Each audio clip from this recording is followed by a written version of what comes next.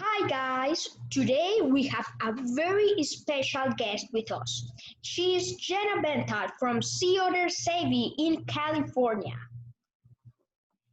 Well, we are celebrating Sea Otter Awareness Week, which is celebrated the last week of September every year.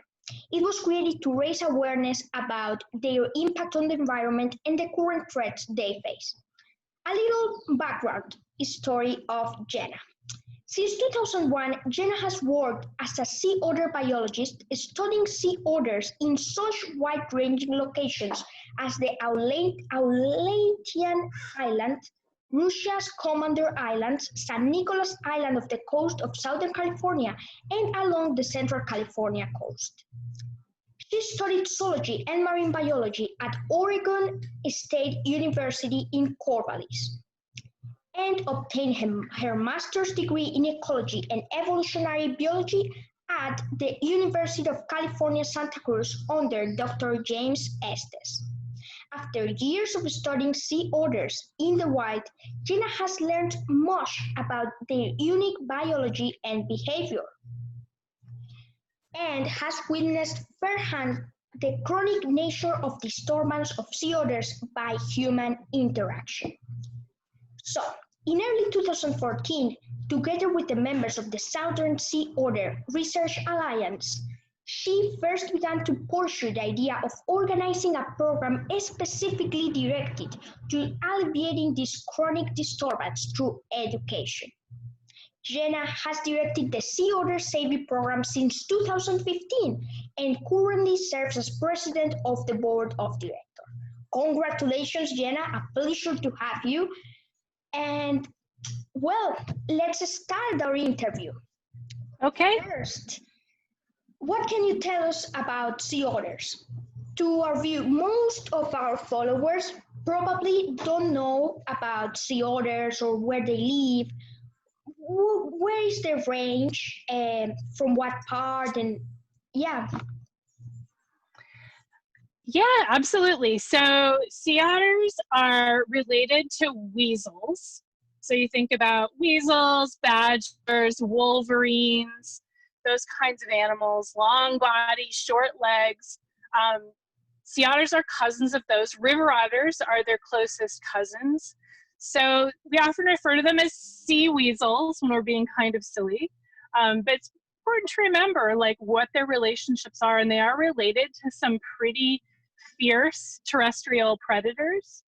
If you imagine in your head a map of the Pacific Ocean, sea otters range all along the northern Pacific rim. So historically, before the fur trade of the 1700s and 1800s, they ranged from Baja, Mexico, all the way around through the west coast of North America, Alaska, Canada, the Aleutian Islands, all the way across over to Russia and Japan. It was one continuous population.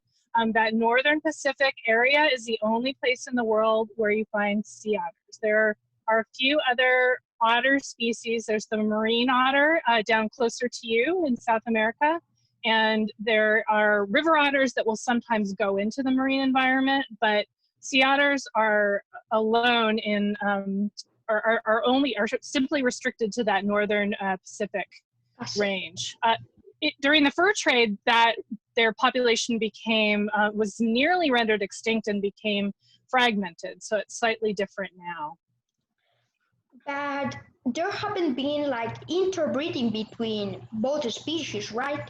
Like North American river otters and sea otters, because I have seen cases, yeah, for example, the reintroduction to San Nicolas Island, where sometimes at the start it wasn't so successful because some of the others went to other parts of California, and then, well, you know, it's like mistake and do it again, mistake and doing it again.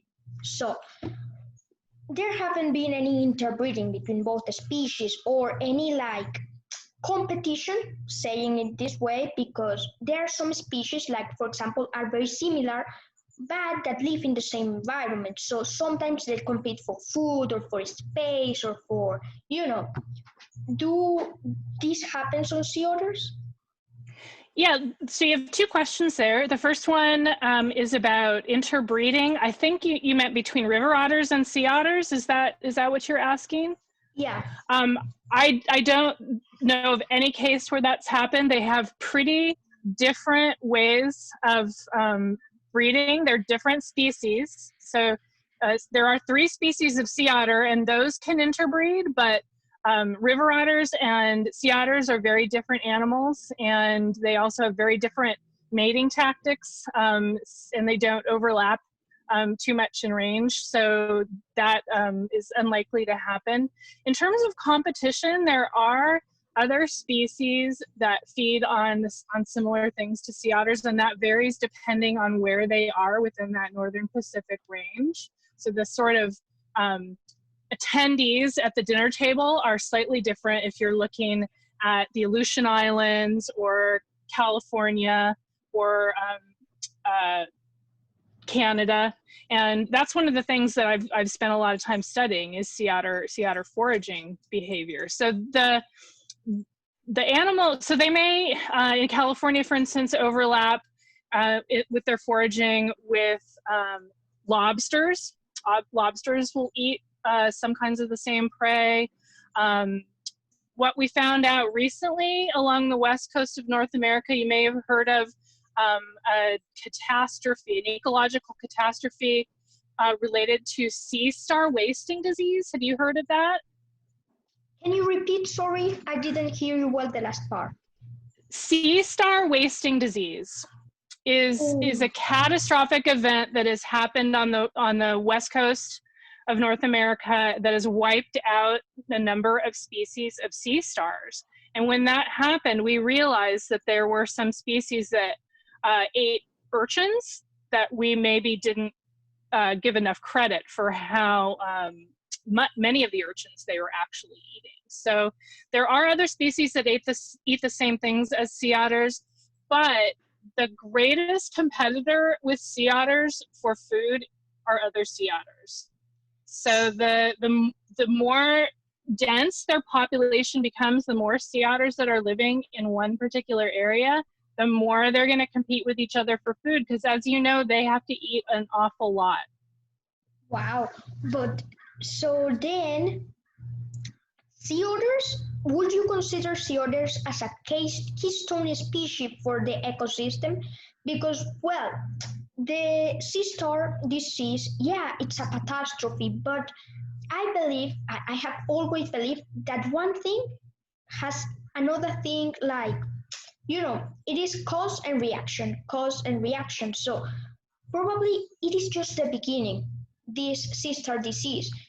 Probably in some years we would have another catastrophic disease, or it will like unleash a worse impact on the environment. Not even right now, but in a few years. So would you say that sea otters are a keystone species for the environment, or for, in this case, for their marine ecosystems? Absolutely. And so what, just for your viewers to define a keystone species, if you imagine a stone arch, if you're entering an old stone building, at the very top of that arch is one stone that holds that whole structure together. That's called the keystone. And if you pull that out, the arch will collapse. So that term was coined to represent a species that has such an important role in its ecosystem that its removal can cause substantial changes. And sea otters are definitely that. And that was first studied up in the Aleutian Islands in Alaska by Dr. Jim Estes, who was my advisor in grad school. And as we go into as sea otters recolonize their historic range, we start to learn a little bit more about what that keystone looks like in different environments. In California, it's a little bit different. As I said, there's some other critters in their ecosystem in California that fill a similar niche, but that doesn't mean that sea otters aren't important there. Their appetites and the amount of food that they need to eat every day is the cause of why they have such a strong impact, because they're going to be taking a lot of these grazers like urchins that might otherwise be eating kelp out of the ecosystem. And depending on where they are, the species that they're feeding on and its relative importance in the structure of the community may be different. And even now that you say this, after seeing your post and I investigated a bit about the current sea otter situation in the Aleutian Islands, why do sea otters have had like this catastrophic, because it is of a massive scale, decrease in numbers? Exxon Valdez was a big blow up for the species, but what else have happened in that environment to make it so fragile right now? In the Aleutian Islands, as you said, there has been a catastrophic collapse in the sea otter population. I was out there doing some research in 2005, and at the time that was already well underway. So the collapse had mostly happened. I think it was a decrease of about 95% of the population. And there's a general consensus, at least among sea otter biologists, that the cause of this is predation by killer whales. And there's a long list of little bits of evidence as to why we think that's the case. I probably don't have time for all of that here today, but it sounds like you're able to do your research, and it's certainly that story is out there. If your viewers want to do a little more research, you can learn a little bit about what might have happened to cause those killer whales to start eating sea otters as much as they have been doing. And I believe climate change was one of the causes, right? Because less seal and less food meant these orcas, or the killer whales, finding other sources of food, being sea otters in this case. And how has climate change affected populations of sea otters in California or in the Aleutian Island, or in general? Yeah. There aren't a lot of good studies that have been conducted that show direct links between climate change and sea otter health and population recovery and ecology, but their prey, their invertebrate prey, and the kelp forests and eelgrass beds where they live are definitely impacted by climate change. Kelp has a pretty narrow window of water temperature in which it can thrive, and the changes in the kelp forest can affect the species that live there. The ranges and the survival of many of the species that they eat are impacted by climate change. Sea otter population numbers themselves, there are a couple studies. There's a brand new one that recently came out that draw links between their numbers and mitigation factors of climate change. So if there are more sea otters and there's more kelp or eelgrass, seagrass, the canopy of those species acts as a carbon sink. So it sequesters carbon from the atmosphere, and you can have vast eelgrass and kelp canopy beds that can really act as carbon ways of sequestering atmospheric carbon. So, and then a recent study came out looking at these red algal reefs in the Aleutian Islands, and it was looking at the impact. We did a post just the other day about this, the impact of loss of sea otters and the subsequent boom in the urchins there that are facilitating the erosion of this really important red algal reef that forms the substrate of the ecosystems there. And the urchin grazing makes that reef more susceptible to issues like ocean acidification and ocean warming and other things that are further weakening it. And that's the prime example we can find suggesting that sea otters are a keystone species, a keystone species. But well, let's go back a little. The kelp. Without kelp, sea otters wouldn't survive, or would they, but with more difficulty than with the kelp? What do they do apart for? What do they do with the kelp? Not only do they live in the kelp, or do they use the kelp beds for what?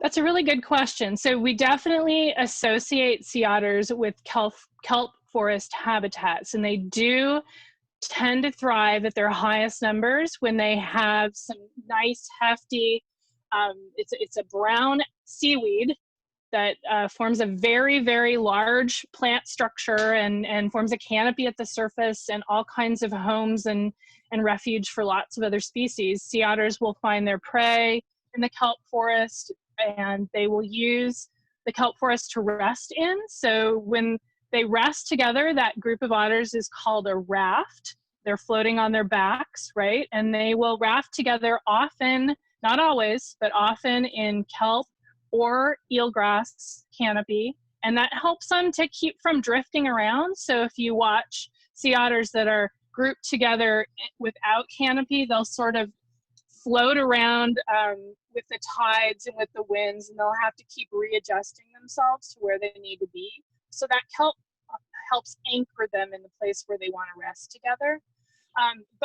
So the kelp system is very, very important to them, and kelp is very, as I said, sensitive to changes in temperature and all kinds of other factors. So it's a pretty critical resource.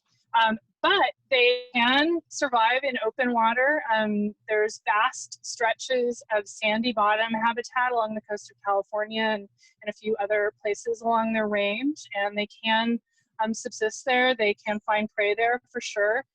Can you guess what they might be more vulnerable to in a place that has no kelp than in a place where they can be resting in kelp? Well, I don't really know. I believe that yes, they would be more vulnerable in a place without kelp, because I also think of what might be underneath them. What did you say? Sorry, I didn't hear you well.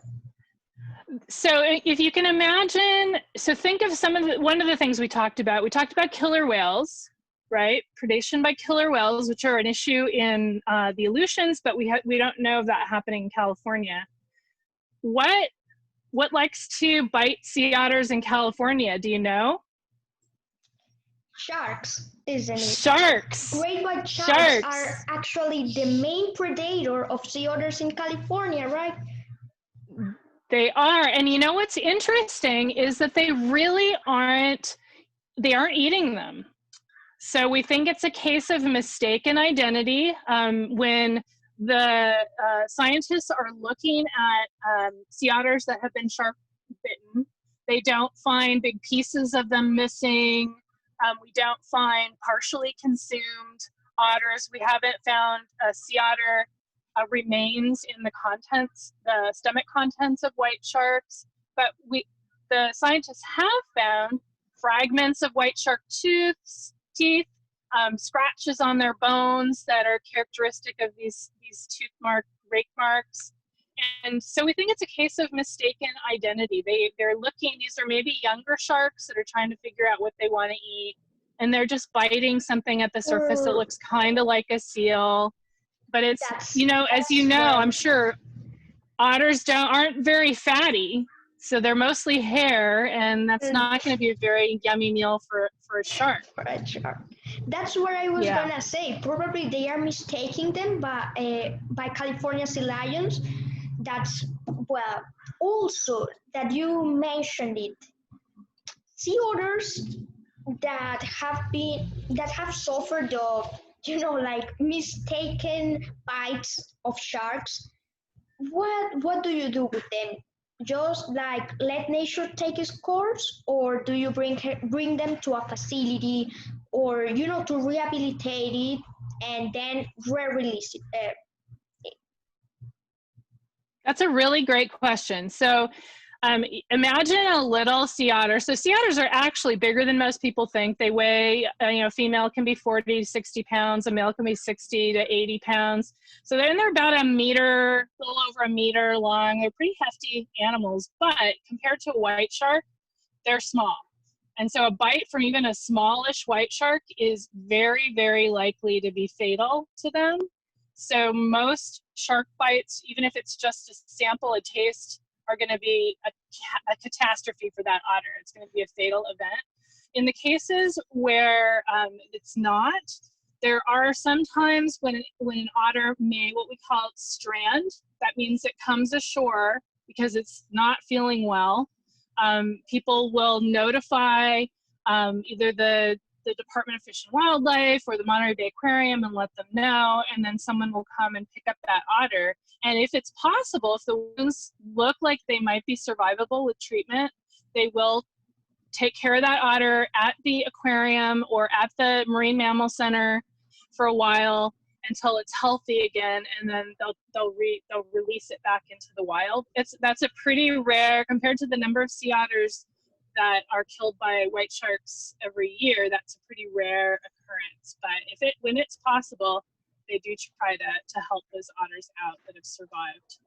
Well, that's good that they are helped, but it's pretty sad to hear that most of the bites end up being fatal to the otters. And what about if some of the scientists try to, change that? Why do white sharks eat sea otters in first place? They probably don't yet know. So what about giving sea otters something to help them in their favor to avoid these kind of encounters? Currently, they are considered endangered, right? So there's different designations for different populations. The sea otters are very local, and what happens to them at a particular area really affects them strongly. So in California, they're listed as threatened. So they're not, the next level up would be endangered, but they're currently listed under the Endangered Species Act as threatened, and different populations throughout that whole range that I described are categorized differently. By the way, have you worked only with the Californian subspecies and the Aleutian Island subspecies? Haven't you worked with the little, well, not that little, but the Russian population? Yes. So the three subspecies are the Russian or Asian sea otter, the northern sea otter, and the southern sea otters. Southern sea otters here in California, and they're the most isolated and they're the most distinct genetically from the other subspecies. And I've worked in all of those locations. I've done the most work here in California. Spent a good 13 years of my life pretty much daily out watching this tagged wild sea otters here in California. But I also did 3 field seasons. That's a summer field season in the Commander Islands in Russia, and that was really, really interesting. That was a population that was at carrying capacity. There were large rafts of many hundreds of otters there. It was pretty amazing. And of course, they're reading a bit about them, and they range from Washington to Canada, and to the north, it is the northern population. But what about Mexico? There are from the 17th century or 18th century that says that some populations were living in Baja California in Mexico.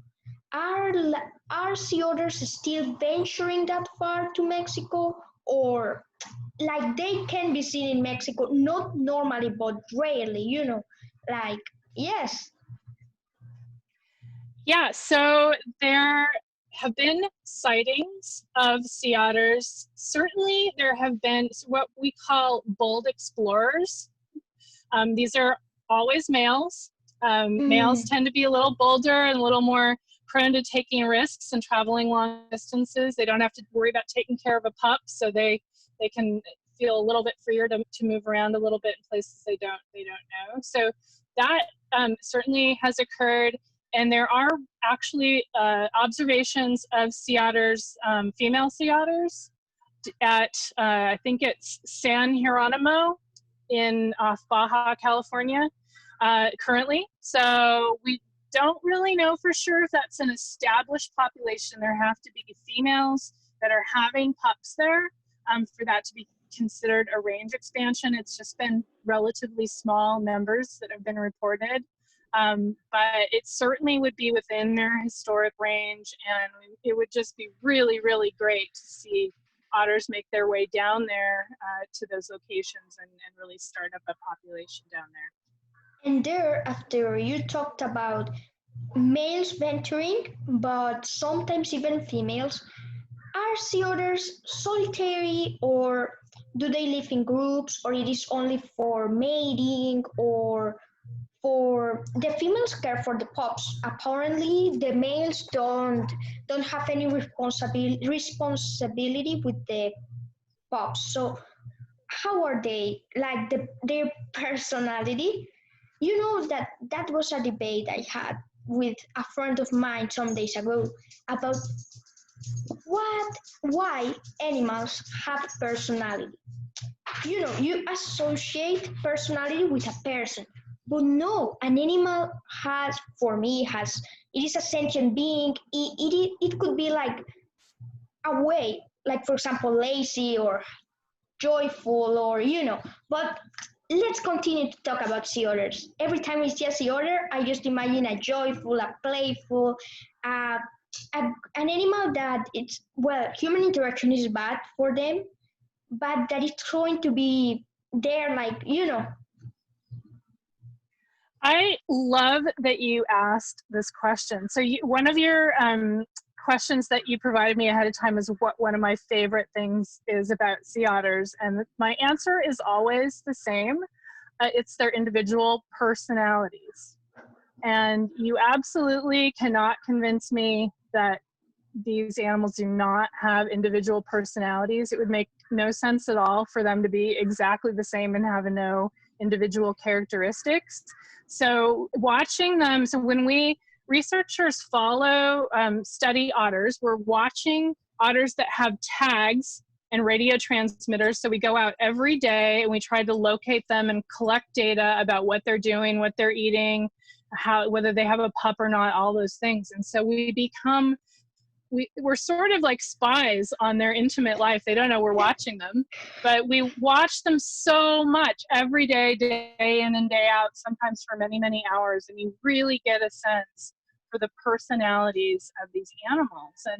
And we do, from some of the stuff we watch on the internet, it's easy to imagine thinking of otters as playful and fun-loving, but the personalities that types that come to mind more with me when I think of them are antisocial or very social, or good mother, not so good mother, great forager, not great forager, and their interactions with others. Are they more aggressive with other otters, or do they tend to be more social? So these are all kinds of things that we see very dramatic differences in individuals. And it's really cool to be able to go out every day and relate to them and notice those little individual differences. So for example, one sea otter may be a very, very devoted mother. She may always keep her pup right next to her. She may put the pup on her belly a lot and groom it a lot and really be very, very attentive to it. And another sea otter, even of the same age in the same area, maybe just sort of like, I'm going to get my food and I'm going to grab my pup when I need to, but I'm really not going to go that extra mile. We can speculate as to which of those moms might be more successful in the long run, but yeah, these are just very different personalities. And then you talked about whether they're social animals or not. They are definitely social. They gather in these rafts. Rafts can sometimes have even as many as 1,000 individuals in them. In California, a raft of 50 is pretty large, but up north, and in Russia, they can be very, very large rafts. They do, however, forage on their own. So they're not cooperative foragers. They don't forage in groups except for moms and pups, and sometimes pair bonded males and females. So they're in mating mode, they're paired together, and the male might follow the female along as she's diving, but otherwise they pretty much forage on their own and then come back to these big rafts to have social interactions and maybe have some extra safety from predators by increased vigilance, that kind of thing. So in that rafting context, they're very social. But like I said, I've definitely seen some otters that just never, even if they're in the vicinity of the raft, they're never right in it. They're always just kind of over to the side, kind of, I don't really want to be in amongst all of those other otters. And then you have some that'll come into the group and they'll say hello, which is done by sniffing to every other otter in the raft before they settle down. So it's pretty interesting to watch. That's wonderful to see otters every day. Because, for example, the only species of otter I have seen is the neotropical otter, and still they are pretty rare. Well, here in Panama, you would have a chance to see them, but you need to go in a very wild place. I have only seen them 2 times. One time in the wild, that it was like amazing, but it was just a little sneak peek, and in a zoo, they were rescued. But then, now that you said about the otters being not so social as most people think, since what age do they become independent? Because, well, mothers and pups stay together for how much time, and yes, how do they become independent? How do they learn from their mothers? So 6 months is what we refer to as the average amount of time that a pup is dependent and stays with its mother. There's a little bit of wiggle room on that depending on how much food is available. So if there's lots and lots for them to eat, say at San Nicolas Island, where they have a lot of extra resources because there aren't a lot of other sea otters there, they may keep the pup with them for longer. It just increases the likelihood that pup's going to do well once it leaves mom. But in general, 6 months is the dependency period. And the pup, when it's first born, is has this extra fluffy coat, extra dense, and it can't sink. So their pups, it's kind of surprising for a marine mammal, but their pups are completely helpless when they're born.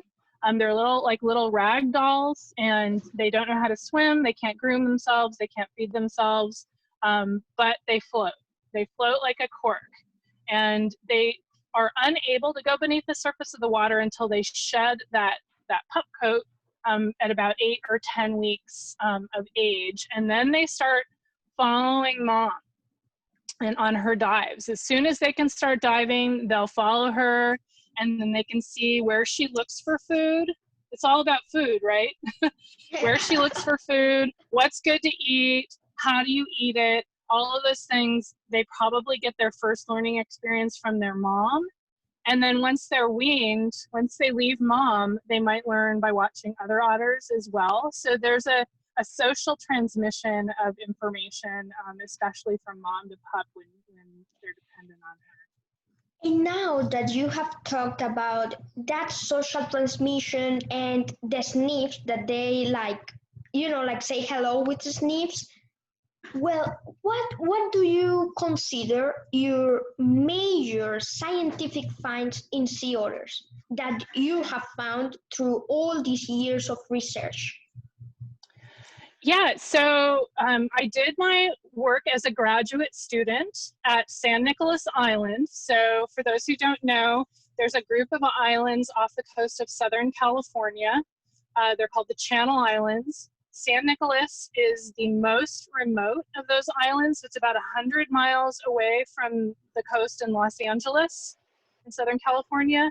And otters were actually translocated there in the late 80s. And you mentioned that earlier, like that initially got off to a pretty rough start with just a few otters remaining. But that population has grown since that time from about, I think, 14 or 15 that were left to over 100 that are out there now. And what I looked at, this was in the early 2000s, so this was already, close to 2 decades ago, was how the otters out there were foraging, what they were eating, and some other important indicators of their population status out there. And by status, we just mean how close are they to maxing out the resources of a particular area.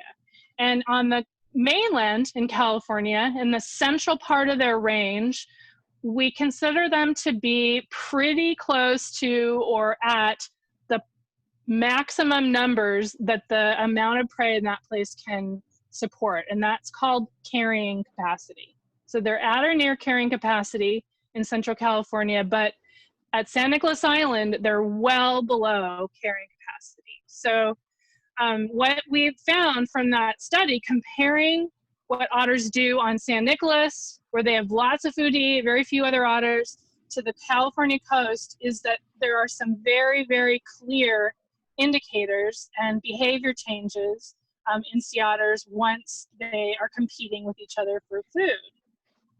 And Gena, what happens when a place like, for example, the Commander Island or Central California reaches carrying capacity? Will they be relocated, or will they be just dispersed, or what will happen to the sea otter population? Carrying capacity is a very normal part of population dynamics, and we don't do anything to help or hinder that. It's every population, human beings, hopefully we're probably past our carrying capacity at this point, although we don't know it. So every species has their carrying capacity in an environment, and it's really totally natural. We don't do anything about it. And so, it's a feature of the population in California, and what it means for that population to continue to grow is it has to expand its range, okay? So that's really an important factor for California right now. Is it's this linear stretch of coastline, and in order to keep growing and recovering their historic range, they have to expand to the north, so up past San Francisco and down to the south, like you mentioned, towards Southern California and Mexico. And so it's very important that is able to happen, because there's not a possibility for a lot of growth in the center of the range. There's just not enough food to support it. Even Oregon or in Northern California would be a good place to expand their range, because, well, I believe that it was on June this year that a male sea otter, but I believe it was from the northern subspecies, was seen in Oregon. And if they reach, another thing, now this question surges. What happened? Has the range diminished, or has the range expanded in some parts of the species in general, not only the Californian subspecies? Well, there's sort of two parts to that question. There's what happened during the fur trade that I mentioned earlier, the maritime fur trade of the 17 and 1800s, and then there's what's happening now. So just to set the stage, the fur trade in a pretty short amount of historical time virtually wiped out sea otters globally. So once humans realized the value and the desirability of this densest of all fur coats, softest of all fur coats, they really went all out in trying to acquire these pelts and valuing sea otters not for their intrinsic value, but for the value of this pelt, which comes from a dead animal. And so from roughly 150,000 to 300,000 animals in that continuous range from Japan all the way around down to Baja, they went to 13 remnant colonies and about 2,000 individuals. And these were pretty remote places where had been harder to access or find them by the fur trade. And then in 1911, there was a treaty enacted that protected sea otters from further hunting. At that point, it really wasn't even an industry because there were too few sea otters to even support it. So it had already collapsed at that point. So since then, all of those colonies have been expanding outward and recolonizing former range. And you remember I said earlier that sea otters are local and things that happen to them locally affect them very strongly. Different populations in different locations are recovering differently. So, you had the otters in the Aleutians had actually been recovering quite well until this catastrophic event in the 90s, started in the 90s. California has been, is the most remote. So you may have noticed that we have a theme this year for Sea Otter Awareness Week. It's bridging the gaps. And one of the things that refers to is this big gap between these different populations that we hope will close over time. Like you said, otters in Oregon would be a great start to that. So the southern sea otter in California has the biggest gap between any of the other populations. So all the way, it's the northern extent of the range, which is it's Pigeon Point, which is right around the Half Moon Bay, Año Nuevo area in California, just above Monterey Bay. And then the next population is in Washington State. So there's a big gap of Northern California, all of Oregon, and a good chunk of Washington before you get to the northern sea otter range extent. Bridging the gaps. That's a wonderful and a great name to describe our current, well, not situation, but the current status of sea otters. And a perfect theme for Sea Otter Awareness Week. Now that you have been directing and have been actively working with Sea Otter Savvy, what can you tell us about Sea Otter Savvy? How do it was born, or what is the work that you do exactly?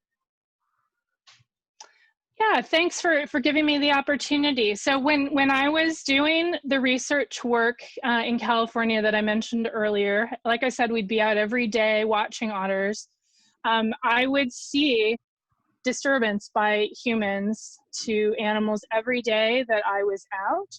And sometimes I would see really, really tragic consequences of that. Animals that were compromised in some way. Maybe they just weaned a pup, but they were really poor health, and a disturbance occurred because of a human activity, humans getting too close, and that really pushed the animal over the edge. And so I really felt very passionate about that issue, but didn't really know what to do about it. And then I got some support from colleagues and some others that were very concerned about this issue as well. And we decided we really needed to focus and have a program that made a long-term dedicated effort towards alleviating this problem. And we envisioned it as using mainly education and outreach as a tool, because we don't think most people really understand that they're causing a disturbance, that they're potentially doing harm. And so we wanted to get the word out there that in these urban places where otters are now living, where there's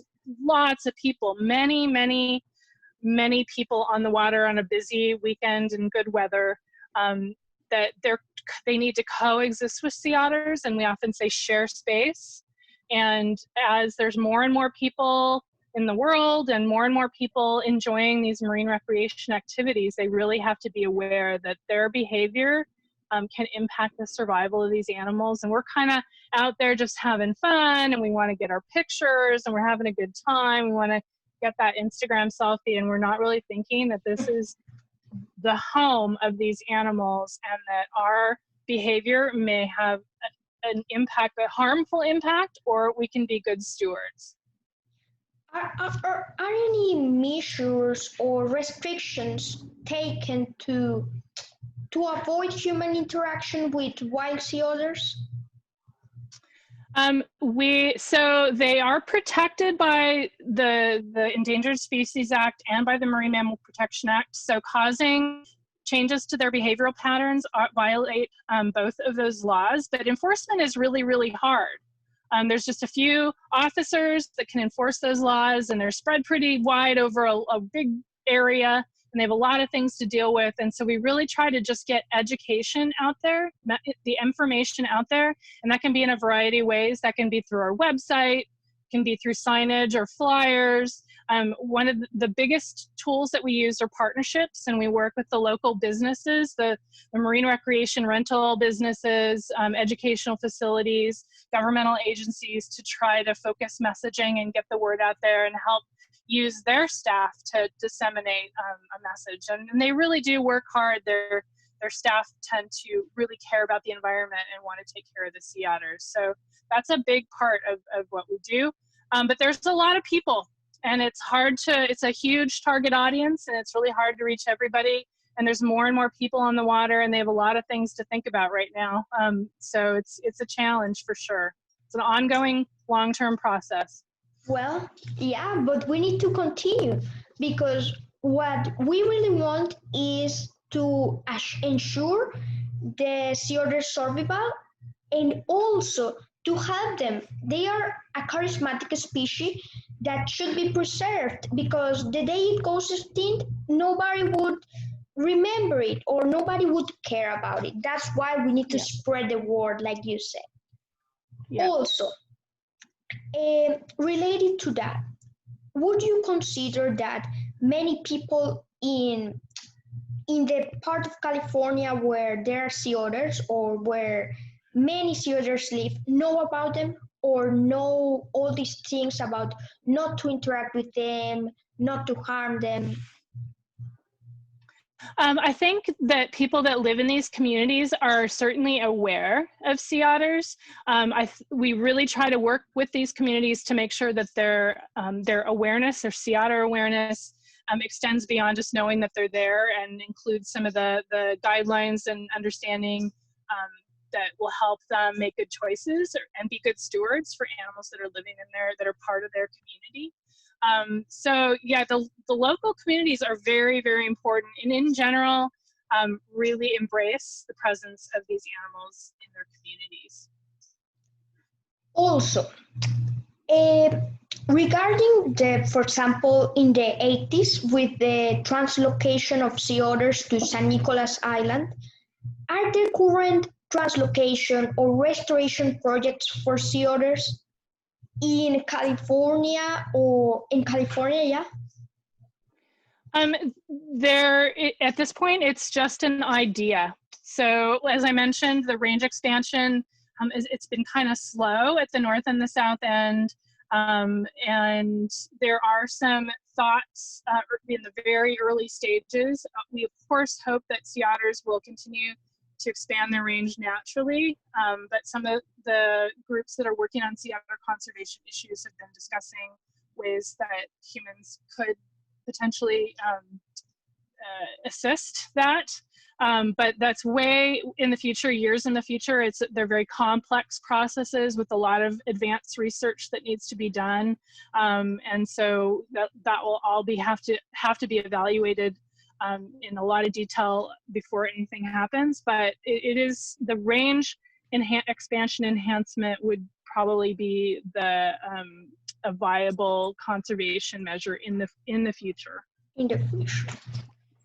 Well, I just wanted to let you know my battery's about to die, so I didn't want my phone to just die on you.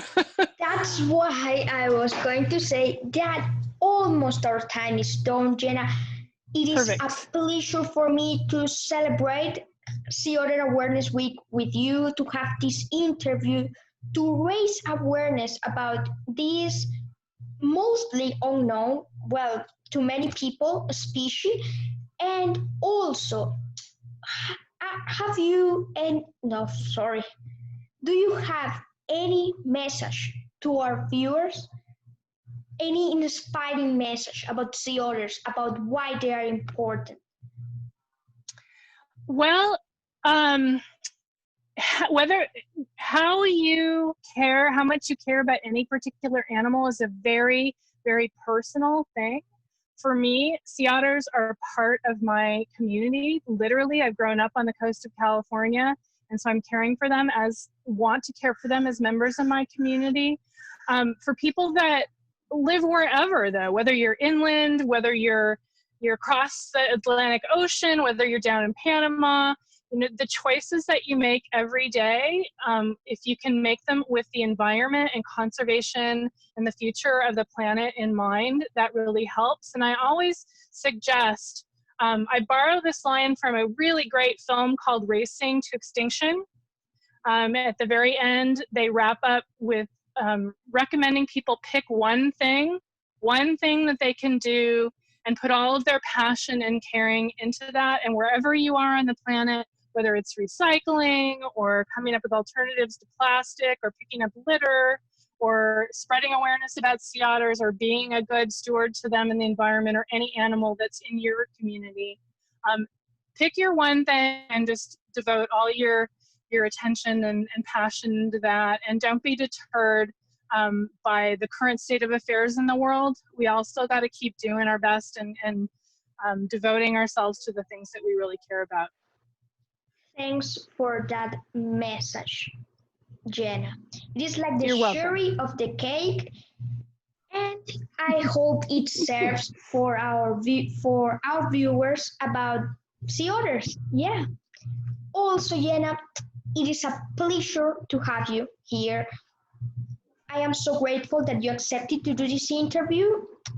Sea Otter Awareness Week should be more publicized, more people should know about it because, well, sea otters are simply amazing. They are an amazing animal. I hope we keep in contact. I hope in the future we could do other interviews or we could try to do events to celebrate Sea Otter Awareness Week in 2021 and that everything goes well. This pandemic isn't done, but I hope it doesn't affect too much the sea otters. Oh, well, I got another question, but we are almost finishing. Has PPE, personal protective equipment, affect sea otters? Like when they are thrown in the ocean, plastic pollution, trash, do they affect sea otters? Do they occur? Yeah, so first of all, sea otters do pick up plastic items. They're very curious, they're very clever, they're very tactile, they like to touch things, especially young ones. And so they will pick up plastic items and manipulate them. Sometimes, an otter interacting with a plastic bag can be a pretty scary thing. And we definitely, the scariest trash item in the ocean ecosystem for sea otters is fishing line. So discarded or lost fishing line can definitely cause them to become entangled, and that can be potentially fatal for them. And one thing I will say about the aftermath or the products of this pandemic is that there's a lot more trash. So not just PPE when I go out to monitor, keep an eye on our sea otters and collect data now. When I go out, I feel like there's a lot more trash, and it does happen to include gloves and masks and those artifacts from PPE. But in general, I'm seeing more trash, and I don't know if that's because people are just overwhelmed with all the things that they need to think about and care about, and they're just forgetting to be good stewards. And I really want to encourage people to keep that always in the forefront. Even you can take care of the other things, you can take care of your health and the health and safety of others, and still take your trash with you and watch out for wildlife. So exactly. Remember, you need to dispose safely of your trash, and try to not harm the environment. Recycle, reuse, reduce. Yeah, very interesting. It was pretty good to have you. Thank you for your time. Thank you for being here. We will continue spreading the word about Sea Otter Savvy, about the work you do, and that sea otters, although unknown by many, are a beautiful animal that needs to be known. And yes, there should be more things with them. Thank you, Gena. Thank you for your message too.